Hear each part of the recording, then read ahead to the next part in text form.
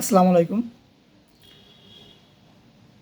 ভিডিওটি অবশ্যই আপনারা মনোযোগ সহকারে দেখবেন।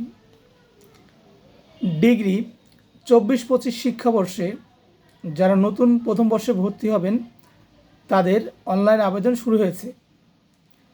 তাই যারা এখন পর্যন্ত অনার্সে চান্স পাননি সেই সকল শিক্ষার্থীও ডিগ্রির জন্য আবেদন করতে পারবেন।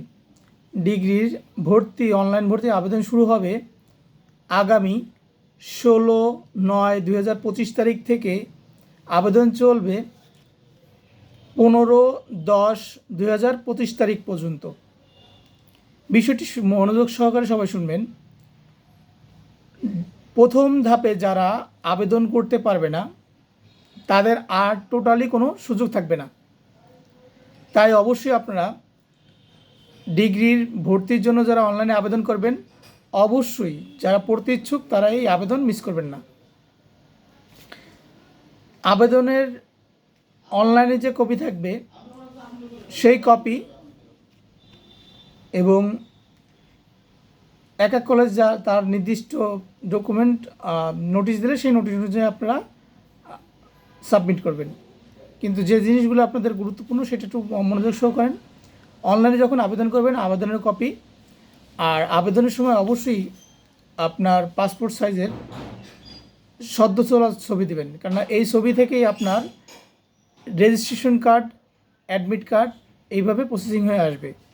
তাই অনেকে আছে দেখা যায় সেলফি তুলে দেয়, ছবি বেকাতারা হয়, তাদের পরীক্ষার হলে কিন্তু সমস্যা সৃষ্টি হয়।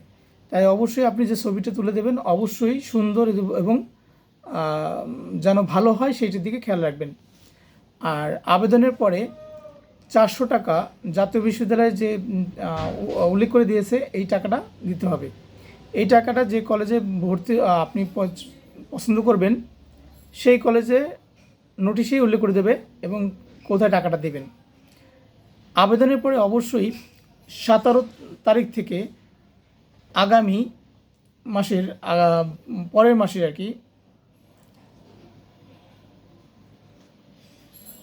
পরের মাসে 19 তারিখের মধ্যে জমা দিতে হবে।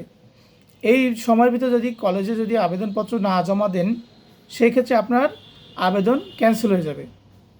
আরেকটা বিষয়, আবেদনের পরে অবশ্যই আপনি আপনার প্রিন্ট কপি যদি ডাউনলোড করে না রাখেন, নির্দিষ্ট যে সময় দেওয়া থাকবে এরপরে কিন্তু আর আপনি চাইলেও আর সেই কপি বের করতে পারবেন না।